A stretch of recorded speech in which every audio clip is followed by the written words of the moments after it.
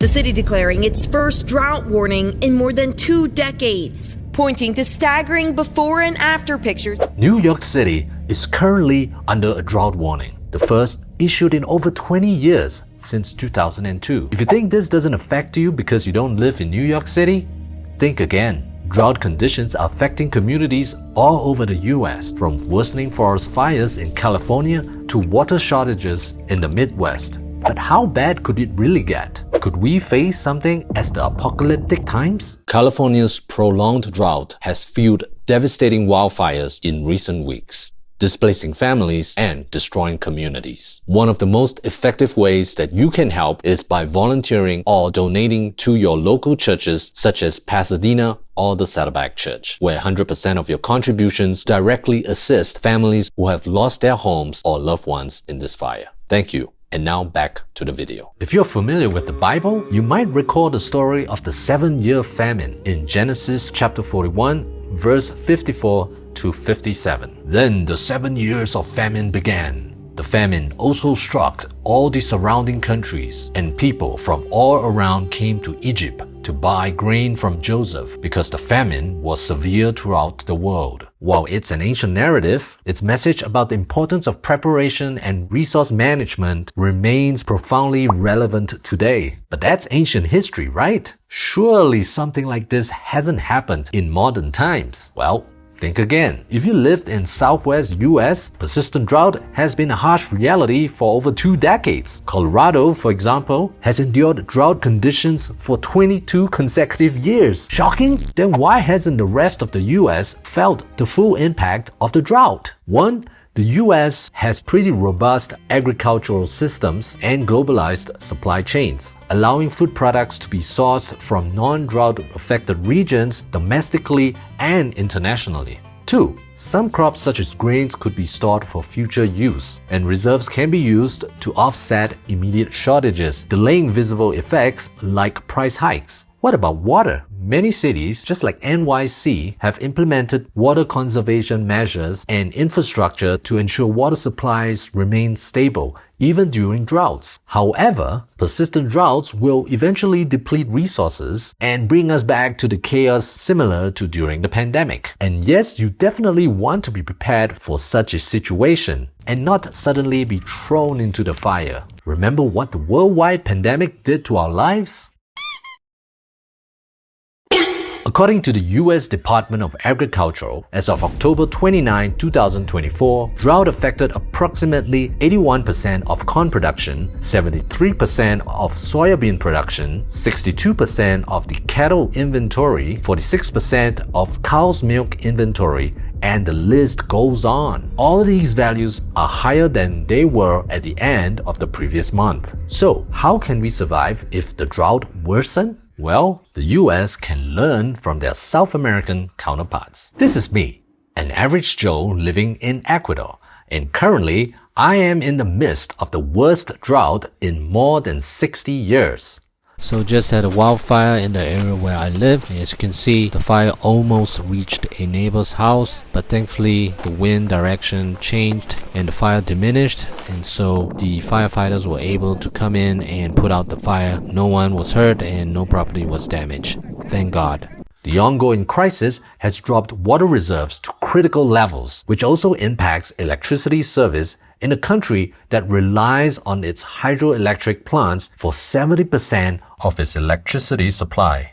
This is what it's like living without electricity. Ecuador, like many of its Latin American counterparts, are having a major crisis right now. The country is running out of power. There are electricity cuts on average about 8 hours per day. It is usually from 5 a.m. to 9 a.m. and 5 p.m. to 9 p.m. However, the people here are incredibly resilient.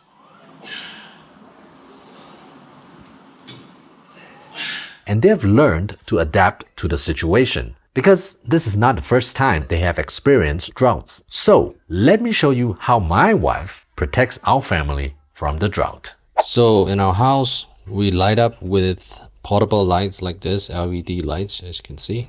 It's just really simple system. It's powered by, mobile batteries. We didn't plan for this. This was unexpected. These lights were bought in Amazon for other purposes, but quite handy during situations like this. Just another example. Mobile power bank powering the lights. As you can see, they're starting to ration the water as well. It's not as strong as before.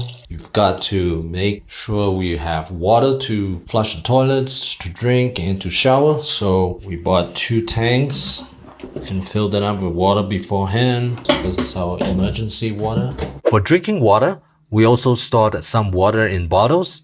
I've also bought bottled water from the store. What about Wi-Fi? It is important to be able to work to have cash flow to buy the things that we need. So I bought this power bank with an AC outlet from Amazon. It has a capacity of 27,000 milliamperes per hour, so it can power the Wi-Fi modem for about 5 to 8 hours, and also serves as an emergency power source for my laptop. We also have a secondary mobile Wi-Fi device just in case the main Wi-Fi network goes down. I also have a gasoline-powered generator just in case we need emergency power, and also have excess gasoline stored in containers to fill the car if needed. It's also really important that when there's electricity, I would charge the laptops, mobile phones, and portable power banks so that we can go through the following day with as little disruptions as possible. We also have stored rice and bread that can last us for 1 to 2 weeks. We also make sure that we have enough cooking oil and salt to cook our food. We also have enough meat frozen in the refrigerator. And other things include having pickled vegetables so that we have enough fiber when needed. By the way, my wife makes the best kimchi in the US and Ecuador, hands down. The good thing about living in the countryside is that we could get eggs from the neighbors because they rear chickens.